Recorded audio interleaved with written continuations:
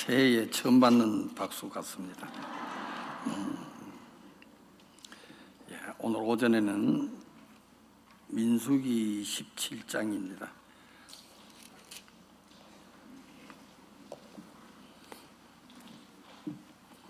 구약 성경 민수기 17장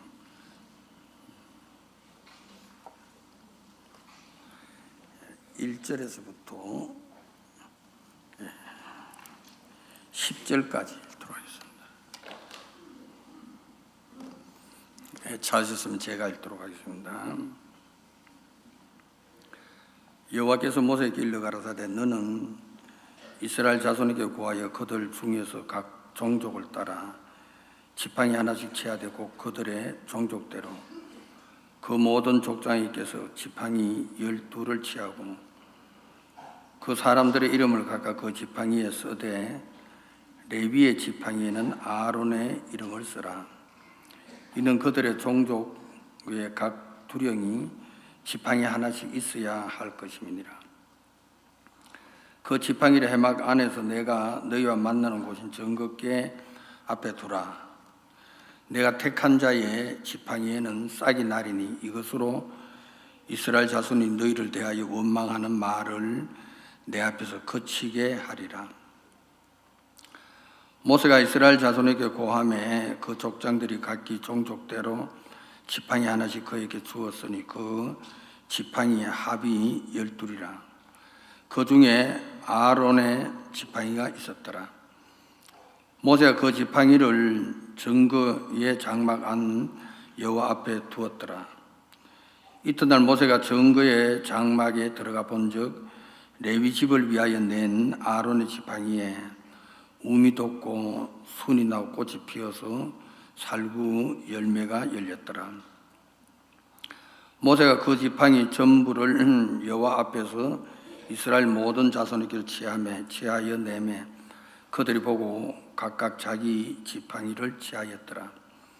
여호와께서 또 모세에게 이르시되 아론의 지팡이는 정극계 앞으로 도로 가져다가 거기 간직하여 패역한 자에 대한 표징이 되게 하여 그들로 내게 대한 원망을 그치고 죽지 않게 할지니라.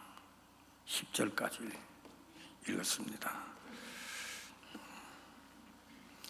여러분 즐겁고 기쁜 새해 가만히 있어도 잘 지나가지요. 주님께서 올 연말 작년 연말 올 연초 일어나는 여러 가지 일들을 우리가 보면 우리는 그저 그냥 앉아 있는 것 같은데 주님은 우리들을 들으셔서 이제 크게 일하고 계심을 보면서 우리들의 마음과 기대를 주님 앞에 두게 되기를 바라고 계시는 겁니다. 작년 이때 조금 더 지나서 3월 달쯤 됐는데 목사님께서 각 지역의 지역장 목사님들을 해외에 많이 보내셨습니다. 어떤 때는 주일 예배도 빠질 때도 있고 돌아오면은 잘하면은 주일 예배 참석하고 또 오후에 또 이제 다른 지역으로 이제 선교 활동을 하러 이제 가시고 거의 이제 1년을 이제 그렇게 이제 지내신 거죠. 저도 감각이 없는 저지만은 되어지는 상황을 보면은 이게 위에서부터 시작해가지고 흘러내리지 역행으로 올라가는 일은 없잖아요. 야, 이거 언젠가 또 한번 일이 일어나겠구나 하는 생각이 드는데 제주도에 가가지고 CLF를 하시는데 제주도 중국 사람들을 위한 CLF가 참 아름답고 참 좋았습니다. 저도 참석하면서 마음에 참 만족을 느낄 정도로 귀한 그런 CLF였습니다. CLF 기간에 목사님이 저를 보시면서 너 이제 70이 넘었지,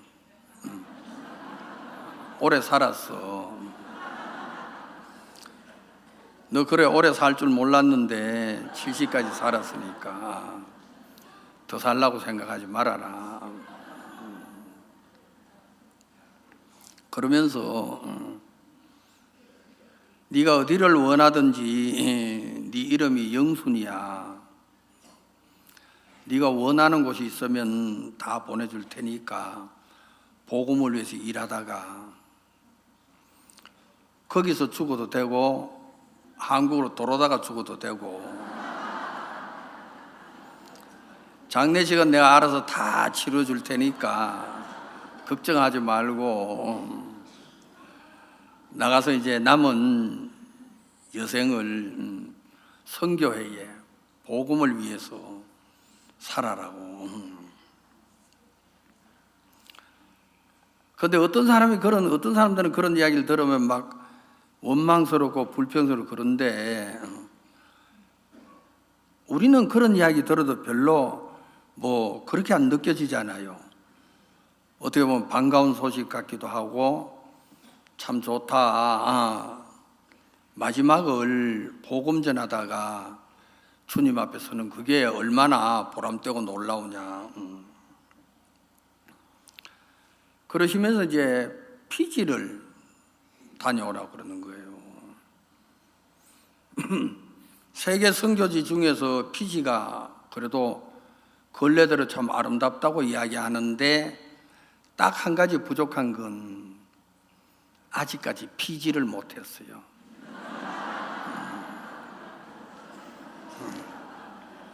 원래도 못 피는 것 같아요. 그래서 피지라고 하는지 모르겠습니다만은 피지를 갔습니다. 피지를 가기 전에 이제 피지의 선교사 심선교사가, 제가 이제 심선교사 자마이카 전에 있었을 때 같이 미주 지역이니까 잘 알고 그런데, 장문에 이제 문자가 왔는데 목사님 누구도 만나야 되고 누구도 만나야 되고 또 이제 어디 가서 뭐 또 해야 되고, 그 중에 하나가 이제 감리교 신학교에 강의가 2시간이 들어 있습니다. 그 중에 두 번째 시간은 기후 변화에 대한 강의를 하세요. 그러니까 핀 사람하고 못 핀 사람은 차이가 그 나는 거예요. 제목만 들어봐도 덜 pis다는 게 보여지죠. 어제 피지를 갔는데 목사님 오늘은 감리교 신학교에 가서 강의를 해야 됩니다. 그러니까 내가 이제 신학교 가서 강의를 한다 하니까 꼭 교수나 된 것 같은 느낌이 들기도 하고, 근데 피지 감리교 신학교의 사무총장님 인사를 해야 됩니다. 그래, 이분은 한국 월드캠프 참석하셔서 복음을 들으시고 우리를 향해서 마음을 열고 계십니다. 그 너무너무 좋지요. 사무실을 가니까 이제 뭐 사무총장님이시니까 테이블도 뭐 의자도 이제 사무총장님 같은 그런 이제 격식을 이제 갖추어 놨는데, 이제 뭐 제가 왔으니까 딴 거 없잖아요. 인사, 저는 구미에 한국 구미 가면 잘 모를란지 모르겠습니다만은 박정희 대통령이 태어난 곳이고 세계에서 유명한 구미 공단이 있고 그런 이제 외부적인 이야기를 하고 있는데, 심성교사가 대뜸 하는 말이 총장님 이분은 목사님 동생입니다. 그러니까 총장님이 저를 보시더만은 섬찟하시는 거예요. 근데 실제로 봐서는 뭐 제가 뭐 그렇게 파워 있다고 뭐 그렇게 말할 게 아무것도 없는데, 그분은 이제 동생이라 그러니까 뭐 굿뉴스 미션에 대한 막강한 파워를 가지고 있는 자인 것처럼 이제 그렇게 이제 생각하시니까 제가 이제 당황이 되죠. 야, 이거 그 이야기를 해가지고 조용하게 인사하고 나오면은 되는데 왜 그 이야기를 해가지고 또 복잡하게 만드느냐. 사람은 이 일을 당하면은 당황할 때가 있는데 이 일을 당하면은 한번 저질러 버리는 거예요. 에라이 모르겠다, 한번 저질러 버리자.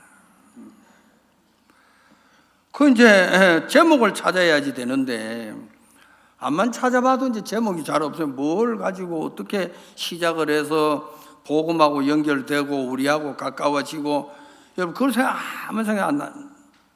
딱 떠오르는 게 뭐냐면 총장님 감리교 신학교하고 우리 IYF하고 MOU 체결을 하지 않았습니까? 아, 그렇죠. MOU 체결을 했죠. 근데 MOU가 죽었습니다. 근데 이분이 MOU가 죽었다 하니까 당황을 해가지고 이게 무슨 말인가.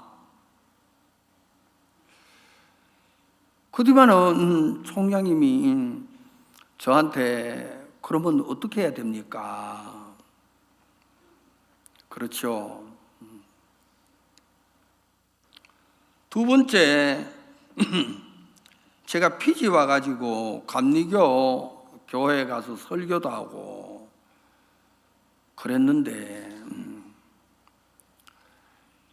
이 감리교 안에 요한 웨슬러가 죽었습니다. 그러니까 죽었다고 자꾸 이야기하니까 그 다음에 이제 누구 죽었다 갈 차례입니까? 총장님 상당히 당황을 하시는 거예요. 야, 역시 동생은 동생답게 파워를 가지고 있구나. 그렇게 생각은 안 하시지만은 제가 이야기를 했습니다. 감리교는 요한 웨슬러로 시작된 교단인데 저희들은 감리교가 아닙니다. 근데 요한 웨슬러의 신앙을 존경합니다. 요한 웨슬러의 신앙을 받아들였습니다. 요한 웨슬러의 신앙을 전하고 있습니다. 근데 감리교에서 신학교에서 요한 웨슬러가 안 보입니다. 안만 봐도 신학생들 한 50명 모여 있는데 성경책 몇 사람 가지고 있나 보니까 3사람 성경 가지고 있고 다른 사람은 노트만 가지고 있고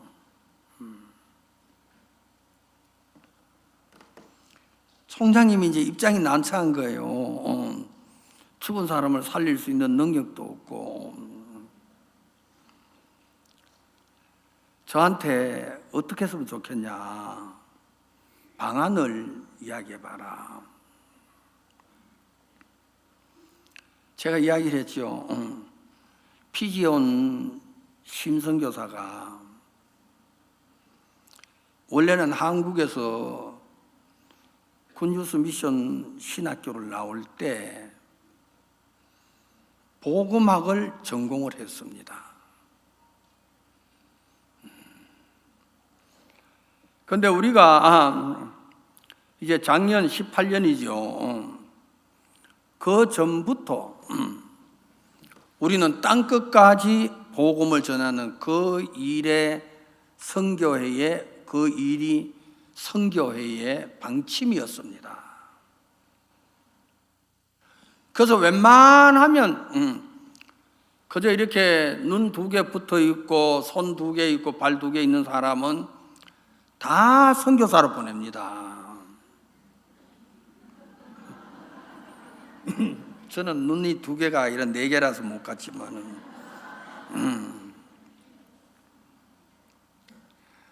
근데 제가 생각할 때는 피지 신학교, 감리교 신학교 내에 심선교사를 복음학 교수로 채용을 하면 참 좋겠습니다.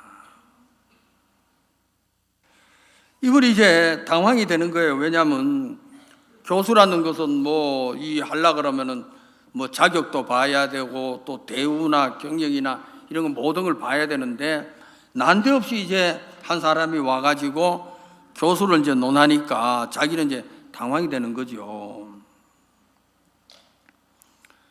총장님, 만약에 교수로 채용을 해가지고 하루에 한 번씩 1시간씩 복음학에 대한 강의를 하면 석 달, 넉 달 정도이면은 어느 정도 복음학에 대해서 이제 틀이 잡히게 되는 겁니다. 그러면은 한국에 복음학을 전문으로 한 전공을 한 박사님들이 많이 계십니다. 많이 계시죠? 그 박사님을 한 분 초청을 해서 복음학에 대한 강의를 신학교 학생들에게 들려주면은 한 일주일만 하루에 2시간씩 해가지고 들려주면은 신학생들이 바뀝니다. 그래 바뀌면은 거기서 한 20명이나 30명을 뽑아가지고 이제 한국에 있는 군유스 미션 선교 신학교에 청강생으로 훈련생으로 보내서 거기서 이제 또 교육을 받고 거기서 또 우수한 학생들이 있으면은 아프리카로, 동남아로, 남미로 선교사로 보내고 어떻게 피지 교회는 피지 나라는 감리교는 선교사가 하나도 없습니까? 아프리카에 가가지고 모기한테 물리기도 하고 여러분 정갈에 쏘이기도 하고 또 말라리아 걸리기도 하고 그 중에서 한두 명은 죽기도 하고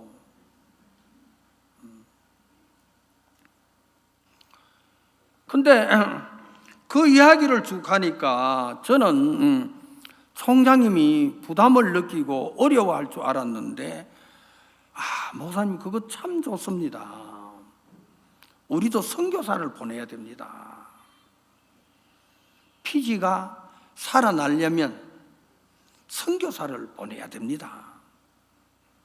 선교에 후원도 하고 선교 활동하고 있는 곳에 가서 함께 단기 선교사로 한 달 동안 선교도 하기도 하고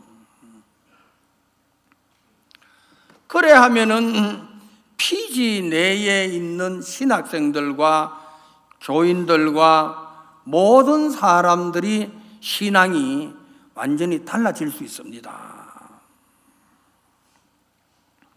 하여튼 그 이야기 다 하려고 하면 좀 시간이 좀 걸린단말은 그래 놓고 이제 온 거예요.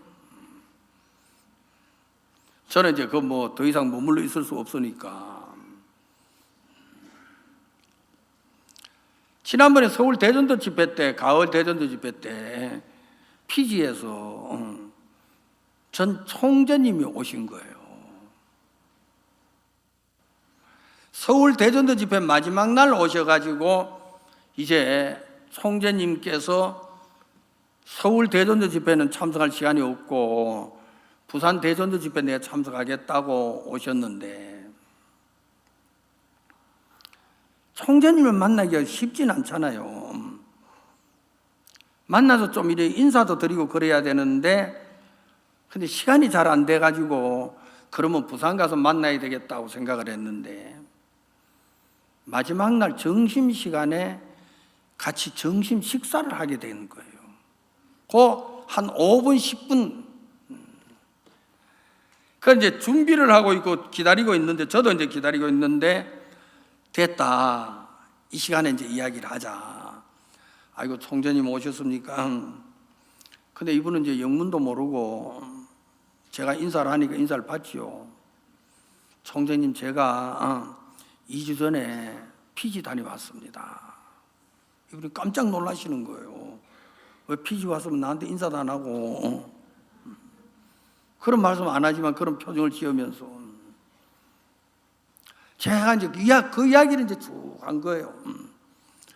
제가 봤을 때 피지에 선교사를 가고 있는 심선교사를 신학교 교수로 채용을 하면 참 좋겠습니다. 그러면 특혜로 앞으로 복음학에 전공한 박사님들 가셔서 일주일 동안 복음학에 대한 이야기를 하고, 그래 이제 이래 하면은 참 좋겠습니다 하니까 이분도 부정은 안 하고 조용하게 들으시면서 마음에 숙연하게 기뻐하시는 것 같은 느낌이 든 거예요. 모르겠습니다만 주님이 아름답게 인도해 줄 줄 알고 있는데,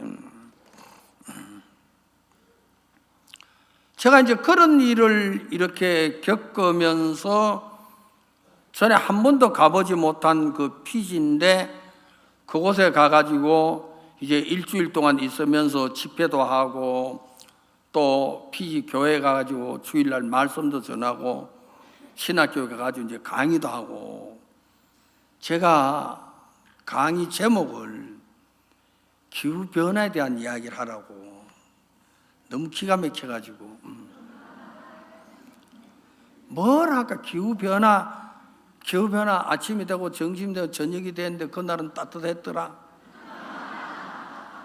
둘째 날은 아침이 되고 저녁이 되는데 그날은 추웠더라. 바람이 불었더라. 그래서 변화가 일어났더라. 그래 하기는 좀 어색하잖아요. 제가 이야기를 했어요. 인도에 쓰나미를 아느냐? 인도에 쓰나미가 있었을 때 남아공에 단기로 간 형제 하나가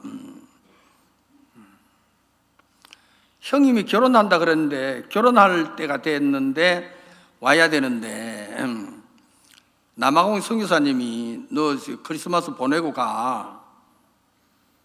그래가지고 크리스마스를 보내고 간 거예요. 온 거예요. 그러니까 이제 야, 너 없는데, 동생 없는데 결혼식 하기도 뭐하고 하니까 내가 결혼식을 연기하지. 그래가지고 연기했는데 이제 크리스마스 지나고 이제 했는데, 그 형제는 이야기하기를 만약에 그때 결혼을 했더라면은 인도 쓰나미에 어떻게 된지 모를 거다. 쓰나미에 대한 이야기한 거예요. 여러분, 일본에 후쿠시마에 일어나고 있던 그 쓰나미, 세계적으로 유명한 거죠. 누가복음에 바다와 파도 우는 소리를 인하여 혼란 중에 공고하리라. 근래 들어서 인도네시아에 일어났던 그 쓰나미, 인도네시아 쓰나미가 나가지고 이혁수 그 선교사한테 전화를 했어요. 야, 이 선교사 잘 있어요? 하니까 예, 목사님 웬 전화입니까? 쓰나미 안 떠내려갔어? 하니까 목사님 저 서울 와 있습니다. 하나님이 완전한 곳으로 쓰나미에 관계없이, 그래 어떻게 서울에 와서, 난 쓰나미가 인도에 일어나가지고 이성사 피해가 있나 없나 싶어서 궁금해서 한번 전화했는데 가니까 아이고 목사님 저 서울에 있기 때문에 편안합니다. 잘 지내. 여러분 앞으로 쓰나미가 옵니다. 사람들이 바다와 파도 오는 사이에 혼란 중에 공고합니다. 그것보다 더 무서운 게 하나님의 큰 심판이 옵니다. 그래가지고 기후변화를 떼우려 버렸어요.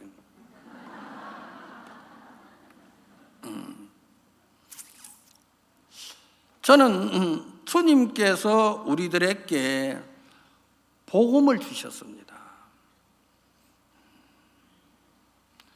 작년 신년사의 말씀 가운데서 오직 성령이 너희에게 임하시면 너희가 권능을 받고 예루살렘과 유대와 사마리아 땅끝까지 이르는 내 증인이 되리라. 잘 아는 말씀이고 늘 쓰는 그런 말씀이었는데 그 말씀이 우리들에게 큰 힘이 되는 거죠. 예수님께서 직접 제자들에게 너희가 성령이 임하시면 너희가 권능을 받고 예루살렘과 유대와 사마리아와 땅끝까지 이르러. 여러분들 그 말씀 들을 때 어떻게 느껴지시는지 모르겠습니다만 저는 느껴지기를 움직이는 꿈틀꿈틀 거리면서 움직여서 나아가는 느낌이 드는 거예요. 예루살렘에서 유대로, 유대에서 사마리아로 많은 싸움도 있고 갈등도 있고 문제도 있고 그랬었는데 사마리아로 넘어가서 사마리아로 복음을 전하고 사마리아 복음 전하는데 기뻐하고 땅끝까지 이르러 내 정의이 되는 그런 이야기를 보면은 말씀을 보면은 주님이 우리에게 일을 하시겠다는 그 의지, 너희들이 일을 하는 게 아니야. 내가 일을 해.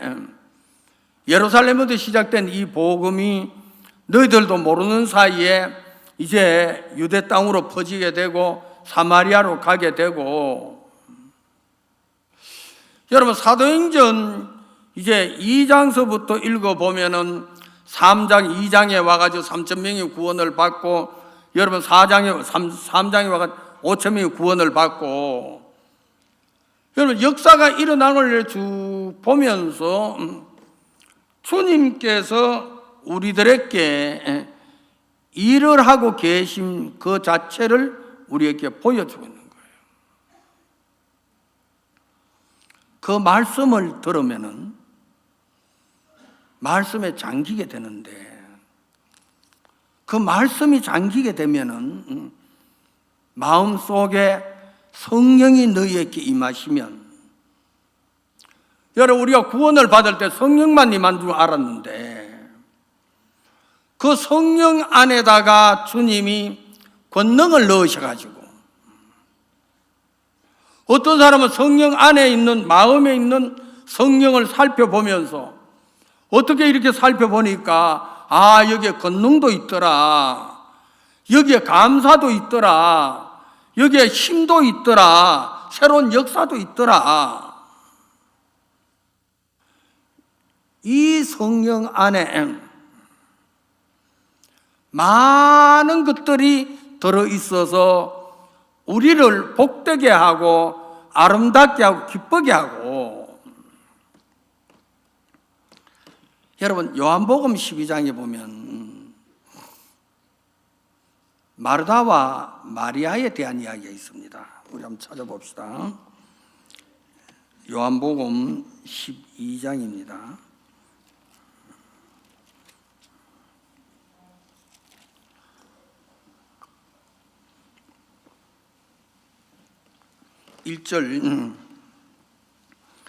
유월절 엿새 전에 예수께서 베다니에 이르시니 이곳은 예수께서 죽은 자 가운데 살린 나사로 있는 곳이라. 거기서 예수를 위해 잔치하신 마르다는 일을 보고 나사로는 예수와 함께 앉은 자 중에 있더라. 마리아는 지극히 비싼 향유고 순전한 나드 한 근을 가져다가 예수의 발에 붓고 자기 머리털로 그의 발을 씻으니 향유의 냄새 집에 가득하더라. 여기 보면 마리아는 지극히 비싼 향유 순전한 나드 한 근을 가져와 가지고 예수님의 발에 부었습니다. 우리는 이 말씀을 3절의 말씀을 읽으면 한 절이라고 느껴지는데 마리아의 마음에는 이 순전한 지극히 비싼 향유 순전한 나드 한 근을 가지고 이 옥합이라고 이야기하는데 그 병에 넣은 거를 깨트려서 이제 예수님의 발에 붓고, 이 이야기가 마리아에게는 단순한 이야기가 아닌 거예요. 뭔가 자기가 결정을 해야 되고, 여러분 현재 위치에서 이제 새로운 위치로 옮겨지는 그런 이야기가 이 속에 담겨져 있는데, 이 이야기를 조금 더 상세하게 생각하려고 하면은 누가복음에 보면은, 여러분 한번 찾아보세요. 누가복음 10장입니다. 10장 38절. 저희가 길 갈 때에 예수께서 한 촌에 가심에 마르다를 이름하는 한 여자가 자기 집으로 영접하더라. 그에게 마리아라 하는 동생이 있어 주의 발 아래 앉아 그의 말씀을 듣더니, 마르다는 준비한 일이 많아 마음이 분주한지라 예수께 나아가 가로되 주여, 내 동생이 나 혼자 일하게 두는 걸 생각지 아니하시나이까 저를 명하사 나를 도와주라 하소서. 주께서 대답하여 가라사대 마르다야 마르다야, 내가 많은 일로 염려하고 근심하나 그러나 몇 가지만 하든지 혹 한 가지만이라도 족하니라. 마리아는 이 좋은 편을 택하였으니 빼앗기지 아니하려 하시니라. 예수님이 마르다 집에 들어오셨습니다. 마리아는 예수님에 대한 궁금증이 많은 거예요. 예수님이 진짜 어떤 분이실까? 마르다는 예수님이 들어오셨으니까, 예수님이 기본이 오시면은 13명이잖아요. 제자 12명하고 예수님하고, 거기다 무리가 더해지면은 더해지는 만큼 숫자가 많은데, 마르다는 기본이 13명이고 자기 식구 이제 3사람까지 다 하면은 16명인데, 아마 음식을 준비해가 식사를 준비되니 굉장히 이제 16명이 들어왔으니까 굉장히 이제 바쁘겠죠. 막 준비하는 일이 있습니다. 마르다의 생각은 준비하는 쪽으로, 예수님이 오셨으니까 예수님에게 대접하는 쪽으로 마음이 쏠리는데, 마리아의 마음에는 예수님께 한번 들어보자. 전에 마태라는 사람이 세관에 있었었는데 예수님이 마태를 부르면서 마태야 마태야, 네가 왜 세관에 있느냐, 나를 따르라. 마태가 예수님을 따른 거예요. 레위가. 얼마쯤 지나다가 레위라고 하는 마태가 마음에, 야, 예수님과 함께 하면서 내가 그냥 따를 수 있겠냐. 예수님이 하신 행적을 쭉 기록한 거예요. 그게 마태복음이 된 거죠. 어떤 사람은 예수님을 따르는 사람이 있고, 어떤 사람은 예수님을 배척해 주는 사람이 있고, 어떤 사람은 예수님 앞에 은혜를 입는 사람이 있고, 어떤 사람은 그렇지 못한 사람도 있고, 어떤 사람은 예수님 앞에 나와서 그 문둥병자나 소경이나 여러분 중풍병자나 이런 사람들의 병이 낫는 사람도 있고, 마리아는 예수님께 대해서 너무 궁금한 거예요.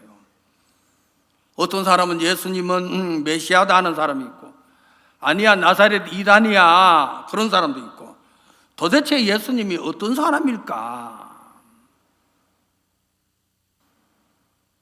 예수님의 발 앞에 앉아가지고 예수님하고 이야기를 하는 거예요. 이런저런 이야기를 하셨겠죠. 무슨 이야기를 하셨는지 기록된 건 없는데, 예수님하고 이야기를 하면서 마리아가 두 번째 요한복음 12장에서 이제 3절에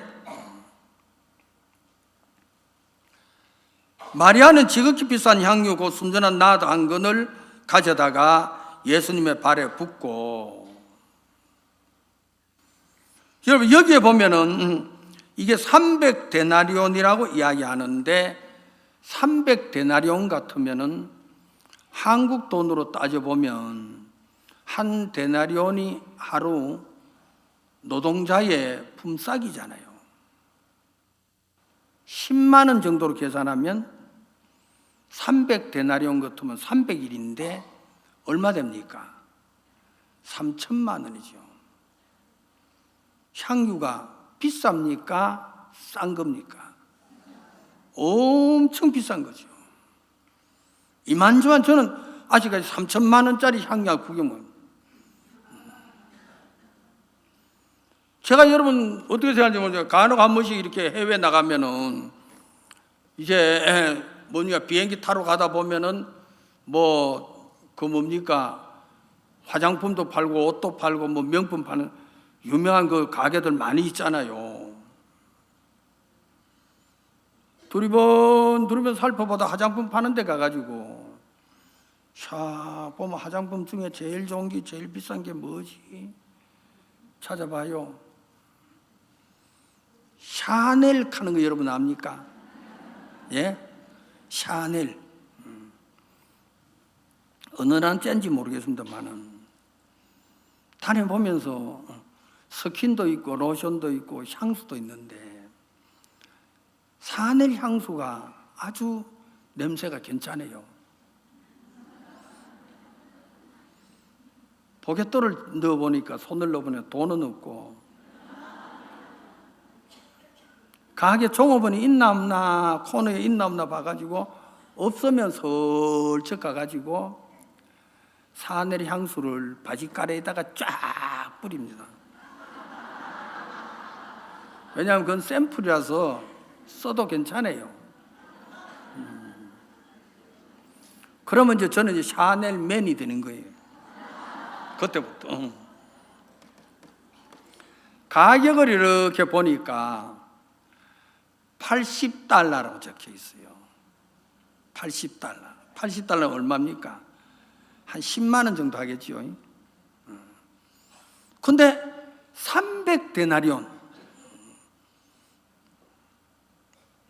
저는 생각을 해봤어요. 이 마리아가 300데나리온 되는 향유를 준비했는데 몇 년 준비했겠냐? 1년 가지고는 안 되죠. 먹고 살려고 하면은 몇 년을 해야 되죠. 그러면 뭘 위해서 이 향유를 준비했겠느냐?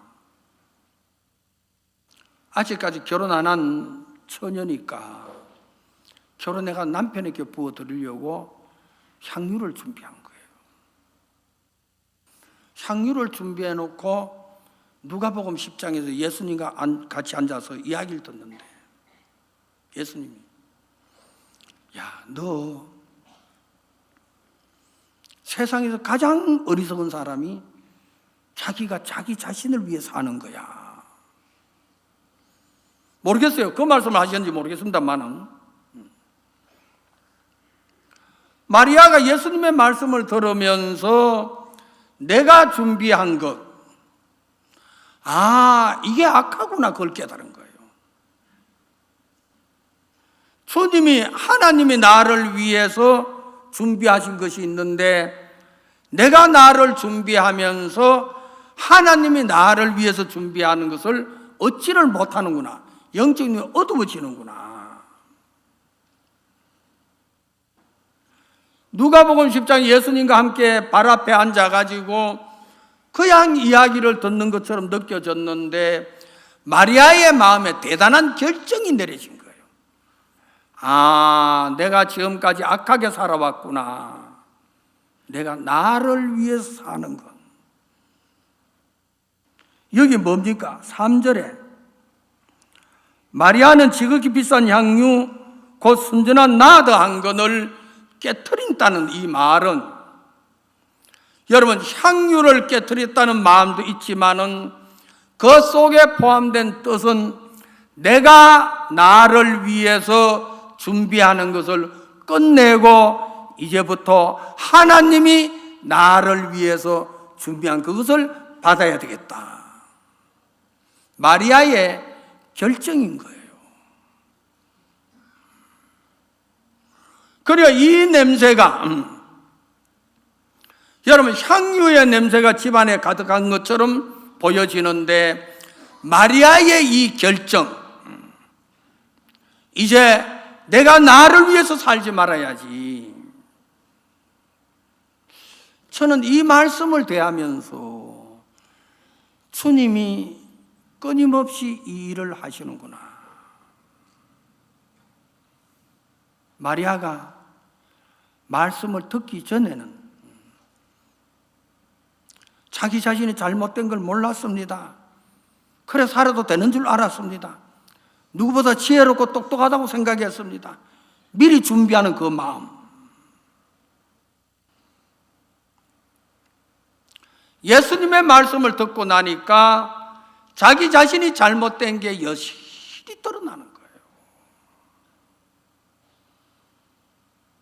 삭개오가 여리고에 살았죠.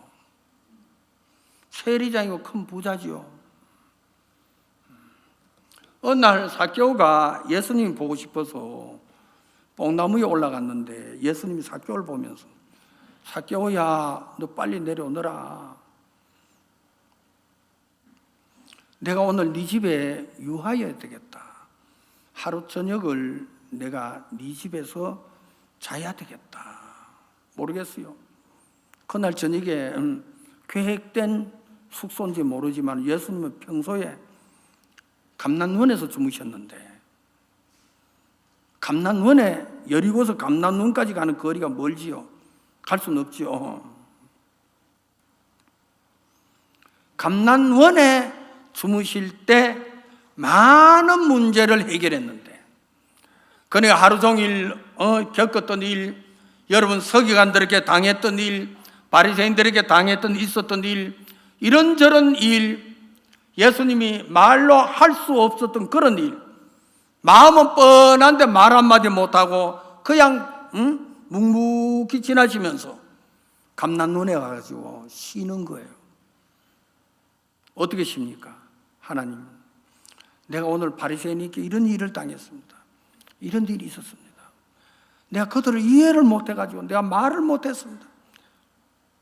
자기 마음에 있어도 모든 문제를 하나님 앞에 내어놓고 쉬는 거죠. 그러니까 감난원에서 주무시는 게 아니라 문제를 다 털어내놓고 나니까 예수님이 편히 쉬시는 거예요. 야, 나에게 하나님이 계시는 게 얼마나 감사하니. 하나님이 나의 이 문제도 해결해 주시고 이 문제도 해결해 주시고 내가 할 게 아무것도 없구나. 삭개오 방에, 삭개오 두 개. 삭개오야, 우리는 이스라엘 백성이야. 하나님이 함께 하셔. 하나님으로 말미암아 사는 사람이 있고 세상의 방법으로 사는 사람이 있다. 모르겠어요. 시작을 어떻게 하셨는지, 이래야 하셨는지 모르겠어요. 어쨌든 예수님이 그날 저녁에 삭개오에게 하신 말씀이 뭐냐? 네 삶이 이스라엘 백성들의 삶이 아니야. 세상 사람들의 삶이, 로마 사람이 사는 삶이야. 예수님은 삭개오를 보면서 이스라엘 백성들의 참된 기업은 비즈니스가 아니고 하나님이다. 그거를 심어준 거예요. 아침이 되었습니다. 삭개오가 예수님 앞에서 뭐라고 말합니까? 예수님, 내가 오늘부터 내 재산의 절반을 잘라가지고 가난한 자에게 주겠습니다. 예수님 참 기뻐하시죠. 예수님, 내가 누구에게 토색한 것이 있으면 4배나 갚겠습니다. 토색한 게 그게 뭡니까? 로마 정부로부터 여리고성에 세금을 할당을 받잖아요. 얼마인지 모르지만 뭐 10억이 되든지 20억이 되든지, 만약 10억이라고 이야기를 하면 15억을 받아가지고 10억은 로마 정부에 주고 5억은 누구에게 줘요? 삭개오가 챙기고, 그래 부자 됐잖아요. 예수님, 나 이제 그렇게 살고 싶지 않습니다. 나는 이스라엘 백성답게 이스라엘 백성으로 살고 싶습니다. 사람들이 와가지고 삭개오를 보면, 삭개오야, 너 토색하지 아니하면 그러면 너 어떻게 할 거야? 뭐 먹고 살 거야? 걱정하지 마. 우리나라에 하나님이 계신, 나는 이제부터 믿음으로 살고 싶어. 예수님이 어제 오셔서 나에게 믿음을 가르쳐 주셨어. 세상의 방법에서, 자기의 방법에서, 세상에 가는 길에서 예수님이 원하시는 믿음의 세계로 삭개오가 그걸 바꾼 거예요. 예수님이 그것을 보면서 삭개오도 오늘부터 아브라함의 자손이다, 믿음을 가진 자다, 믿음으로 사는 자다, 이에게 믿음이 있다. 여러분, 삭개오가 예수님의 말씀을 들으면서 자기 자신의 모든 것을 정리하고, 주님, 내가 주님을 따르겠습니다.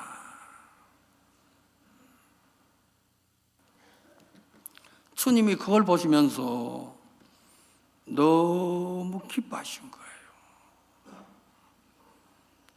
제가 오늘 민수기 17장을 읽었는데, 본문 이야기를 좀 해야 되겠죠.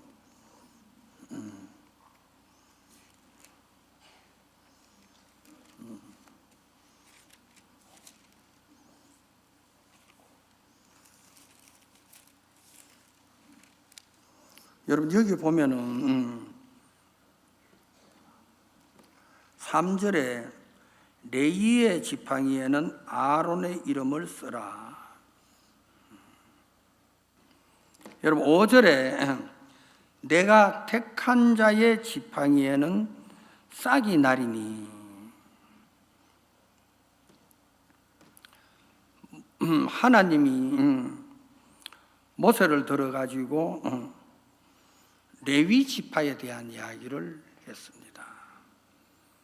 각 지파마다 두령이 지팡이 하나씩을 만들어서 그걸 가지고 정극계 앞에 갖다 놓게 되길 바라는 겁니다. 그런데 레위 지팡이에는 레위라는 이름을 쓰지 말고 아론이라는 이름을 써라. 그래서 하나님이 택한 지파, 하나님이 기뻐하는 지파, 거기에서는 싹이 난다고 이야기를 했는데 하룻밤을 자고 그 이튿날 여러분 지성소에 가보니까 아론의 지팡이에 움이 나고 움이 돋고 순이 나고 꽃이 피어서 살구 열매가 열렸더라.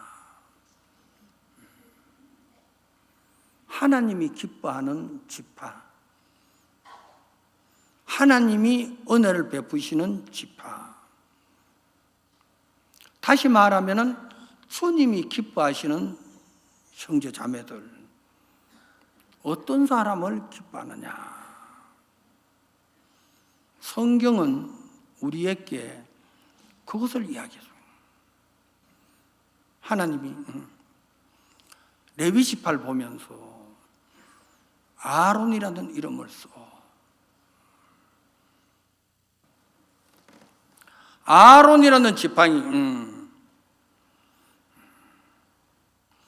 여러분, 아론이라는 이름 속에 뭐가 들어있느냐? 하나님, 저는 아론입니다. 그래, 네가 아론이지. 아론의 말뜻이 뭡니까? 내가 금송아지를 만들었습니다.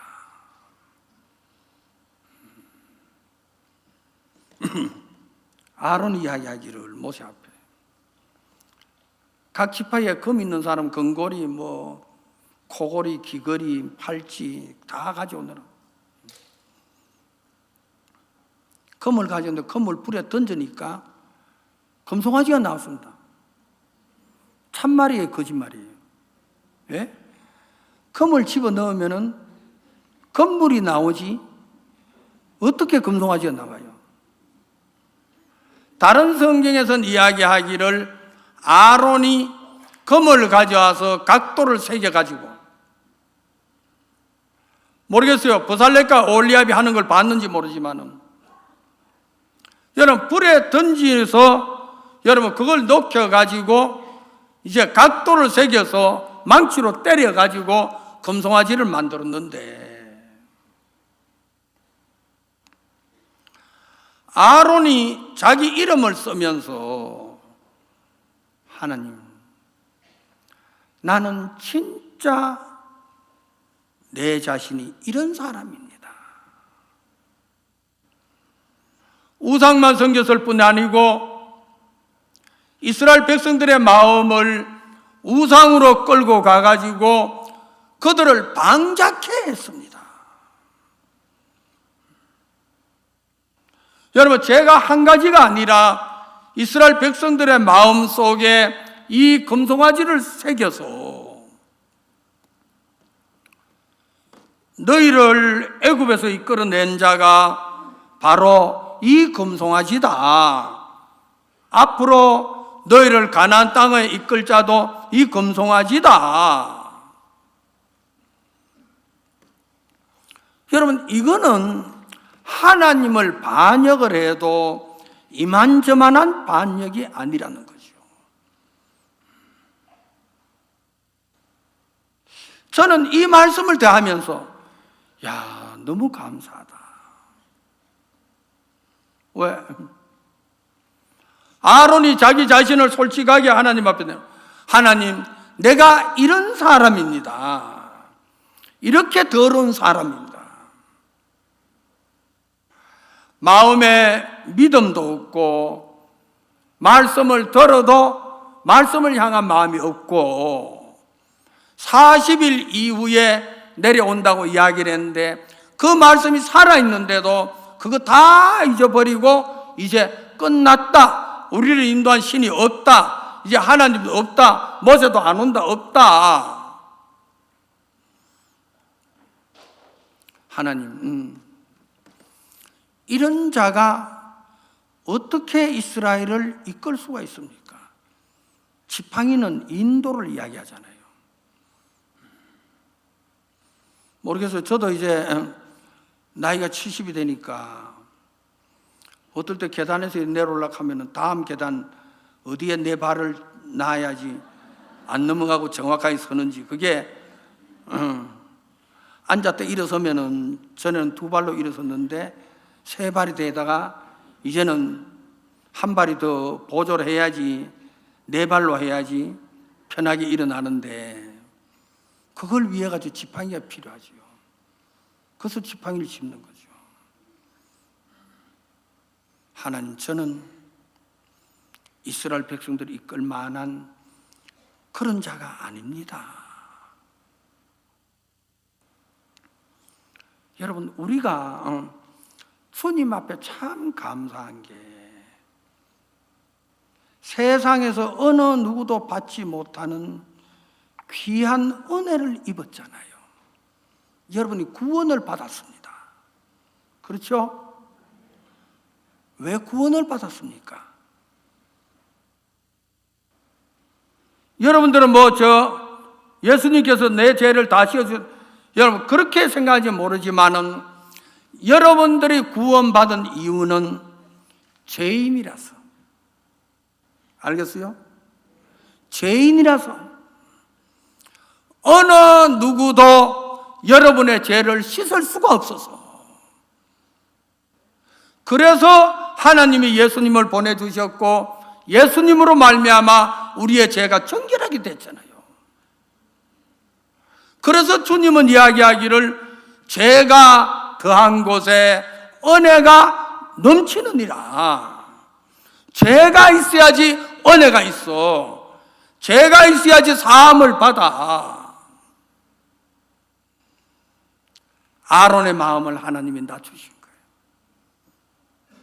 하나님, 맞습니다. 저는 악한 사람입니다. 저는 정말 더러운 사람입니다. 하나님이 누구를 택합니까? 신앙생활 잘하는 사람, 믿음 있는 사람, 앞으로 복음을 위해 사는 사람, 그 사람을 택합니까? 할 수 없는 사람, 더러운 사람, 악한 사람. 하나님이 저를 기억해 주시옵소서. 성경은 민수기 17장을 통해 가지고 하나님이 택하는 사람 누구냐? 가장 더러운 사람 택한다. 신앙은 우리가 생각하는 것하고 다른 거예요.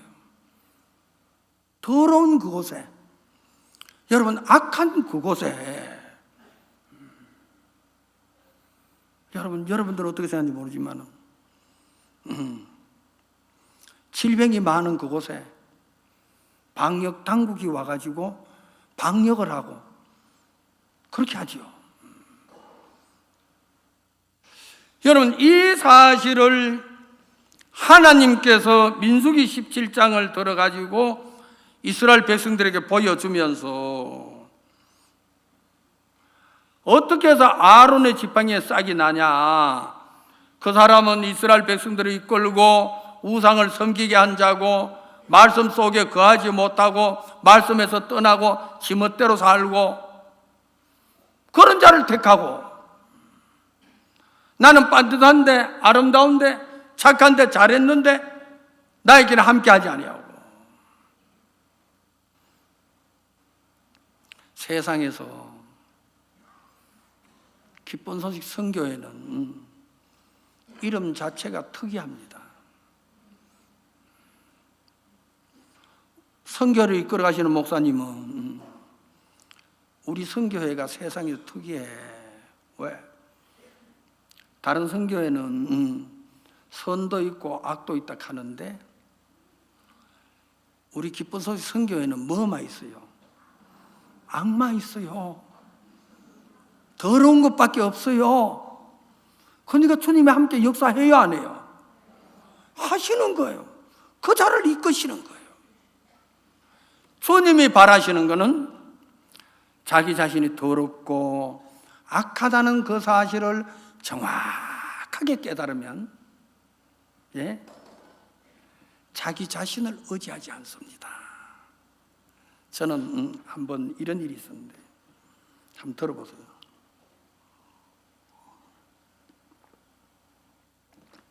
목사님이 신간사적 발표회를 하면서 처음 했던 거 그러지 싶어요.